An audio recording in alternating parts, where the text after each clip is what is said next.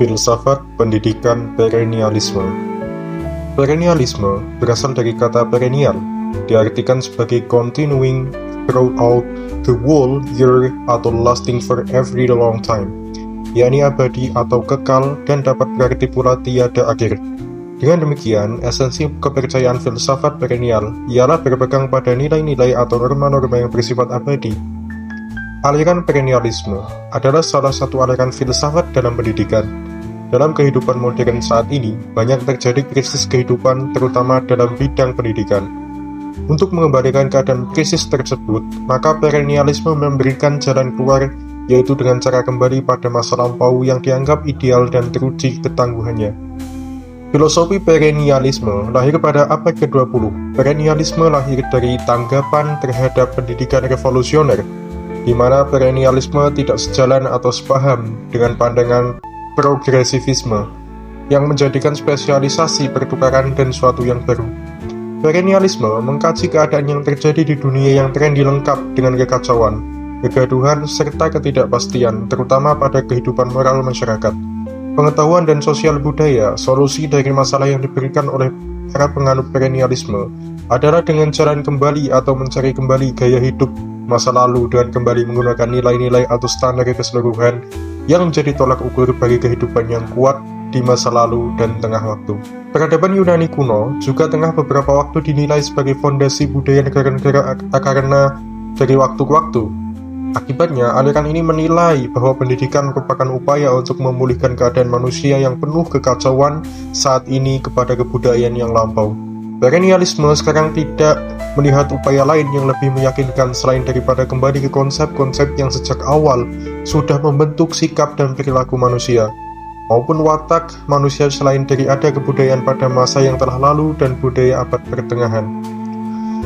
Perennialisme kini tidak ada jaminan diri jika era kontemporer kini tidak akan bermetamorfosa, jadi lebih baik apabila tak lagi kembali ke nilai-nilai budaya sebelumnya yang dianggap sempurna dan telah terpaut. Kemudian, berkenaan dengan pendidikan, mereka melihat bahwasanya tujuan pokok pendidikan ialah sebagai jalan bagi peserta didik dalam proses untuk mendapatkan dan menerapkan kebenaran yang bersifat kekal atau abadi. Perennialisme ini menganggap bahwa fakta itu biasa dan konstan. Oleh karena itu, cara untuk memperolehnya adalah dengan tetap mendidik intelek dan mental subjek. Penyebab pelatihan ini rusak dalam format kurikulum yang didasarkan pada materi atau content-based challenge target dan lebih memprioritaskan disiplin pada bidang sastra, aritmatika, bahasa, humaniora, sejarah, dan lain sebagainya.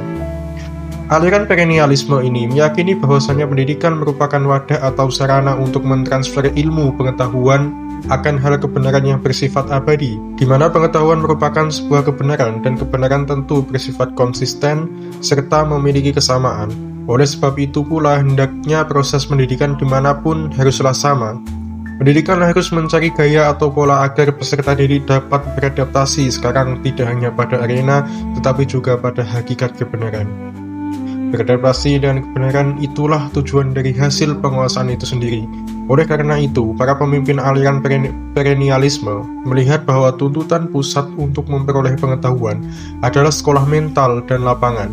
Kaum perennialisme setuju bahwa pemikiran siswa menjadi aktual melalui sistem pendidikan intelektual. Cara terbaik untuk melatih mahasiswa adalah dengan menumbuhkan keinginan dalam diri mereka untuk belajar. Perangkat lunak di setiap murid mungkin sangat tergantung pada disiplin ilmunya masing-masing, sementara disiplin tersebut dapat dicapai melalui disiplin eksternal. Melalui konsep ini, kaum perennialis sampai pada esensi bahwa mengenal adalah upaya gigih untuk mengumpulkan pengetahuan melalui perangkat lunak area berlebihan dalam praktik pengembangan prinsip-prinsip rasional.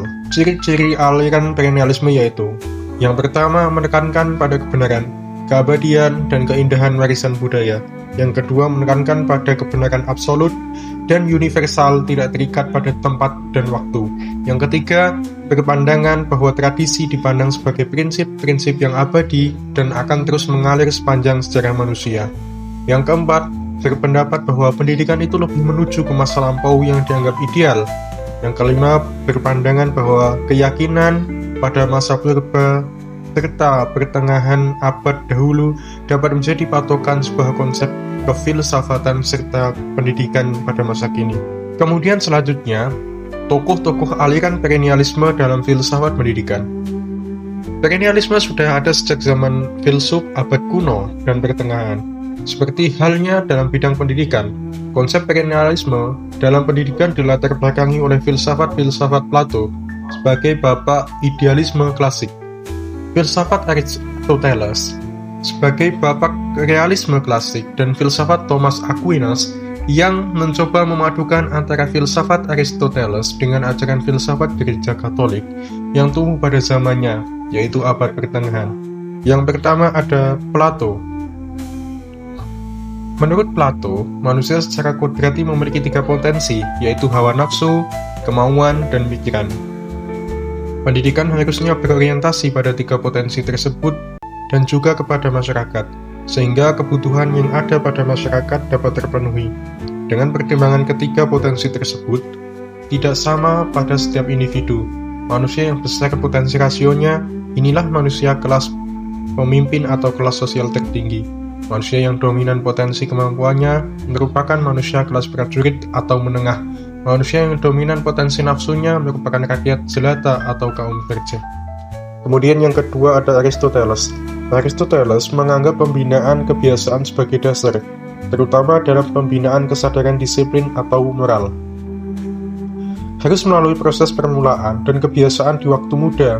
Secara ontologis, ia menyatakan bahwa sifat atau watak anak lebih banyak potensialitas, sedang guru lebih banyak mempunyai aktualitas. Bagi Aristoteles, tujuan pendidikan adalah kebahagiaan. Untuk mencapainya, maka aspek jasmani, emosi, dan intelektual harus dikembangkan secara seimbang. Kemudian yang ketiga ada Thomas Aquinas. Seperti halnya Plato dan Aristoteles, tujuan pendidikan yang diinginkan oleh Thomas Aquinas adalah sebagai usaha mewujudkan kapasitas yang ada dalam individu agar menjadi aktualitas, aktif, dan nyata. Tingkat aktif dan nyata yang timbul ini tergantung dari kesadaran-kesadaran yang dimiliki oleh tiap-tiap individu. Kemudian yang selanjutnya, konsep dasar perennialisme dalam pendidikan dari filsafat. Perennialisme dalam konteks pendidikan dibangun atas dasar suatu keyakinan ontologisnya, bahwa batang tubuh pengetahuan yang berlangsung dalam ruang dan waktu ini mestilah terbentuk melalui dasar-dasar pendidikan yang diterima manusia dalam kesejahteraannya. Pendidikan menurut aliran ini adalah suatu upaya mempersiapkan kehidupan prinsip mendasar. Pendidikan bagi aliran ini adalah membantu subjek-subjek didik menemukan dan menginternalisasikan kebenaran abadi karena memang kebenarannya mengandung sifat universal dan tetap. Aliran ini meyakini bahwa pendidikan merupakan transfer ilmu pengetahuan mengenai kebenaran abadi. Pengetahuan adalah suatu kebenaran, sedangkan kebenaran selamanya memiliki kesamaan. Sehingga penyelenggaraan pendidikan di mana-mana mestilah sama. Belajar adalah upaya keras untuk memperoleh suatu ilmu pengetahuan melalui disiplin tinggi dalam latihan membangun prinsip-prinsip rasional. Makna hakiki dari belajar merupakan belajar untuk berpikir. Dengan berpikir, subjek didik akan memiliki senjata ampuh dalam menghadapi berbagai rintangan yang dapat menurunkan martabat kemanusiaannya, seperti kebodohan, kebingungan, dan keraguan-raguan. Pandangan perennialisme dalam pendidikan yaitu bahwa pendidikan harus mendasarkan pada nilai-nilai luhur, norma, dan agama. Dapat juga dikatakan bahwa proses belajar mengajar harus dikembalikan pada nilai-nilai luhur, norma-norma, dan agama pada masa lalu. Pendidikan harus melahirkan orang-orang yang mematuhi norma dan tawaduk di jalan kebenaran. Dengan tidak menaati norma, berarti membawa kepada kematian. Pendidikan juga harus menitik beratkan pada nilai agung dalam hal terpusat pada guru. Pendidikan harus dipusatkan pada guru karena guru memiliki kemampuan serta norma-norma dan nilai yang luhur. Yang pertama, ada konsep ontologi perennialisme. Ontologi perennialisme terdiri dari pengertian-pengertian seperti benda individual, esensi, aksiden, dan substansi. Secara ontologis, perennialisme membedakan suatu realita dalam aspek-aspek kehidupannya. Benda individual di sini adalah benda sebagaimana yang tampak di hadapan manusia dan yang ditangkap oleh panca indera. Esensi dari suatu kualitas menjadikan suatu benda itu lebih intrinsik daripada fisiknya. Seperti manusia yang ditinjau dari esensinya adalah makhluk berpikir. Aksiden adalah keadaan-keadaan khusus yang dapat berubah-ubah dan sifatnya kurang penting dibandingkan dengan esensial. Sedangkan substansi adalah kesatuan dari tiap-tiap individu. Yang kedua ada konsep epistemologi perennialisme. Perennialisme berpendapat bahwa segala sesuatu yang dipandang dan merupakan kenyataan adalah apa yang terlindung pada kebenaran. Kebenaran merupakan suatu yang menunjukkan kesesuaian antara pikiran dan benda-benda. Benda-benda di sini maksudnya adalah hal-hal yang adanya bersandingan prinsip-prinsip keabadian. Perennialisme berpangkal pada 3 istilah yang menjadi asas di dalam epistemologi, yaitu ada truth, self, evidence, dan reasoning. Truth merupakan prasyarat asas tahu untuk mengetahui atau memahami arti realitas semesta raya. Self-evidence merupakan suatu bukti yang ada pada diri atau realita eksistensi itu sendiri. Reasoning merupakan hukum berpikir. Menurut aliran ini, filsafat yang tertinggi adalah ilmu pengetahuan, sebab sains sebagai ilmu pengetahuan menggunakan metode induktif yang bersifat analisis empiris, kebenarannya terbatas relatif atau kebenaran probabilitas. Yang ketiga ada konsep aksiologi perennialisme. Masalah nilai merupakan hal yang utama dalam perennialisme, karena ia berdasarkan asas-asas kebaikan supernatural, yaitu menerima universal yang abadi, khususnya tingkah laku manusia. Jadi hakikat manusia itu yang pertama-tama adalah jiwanya.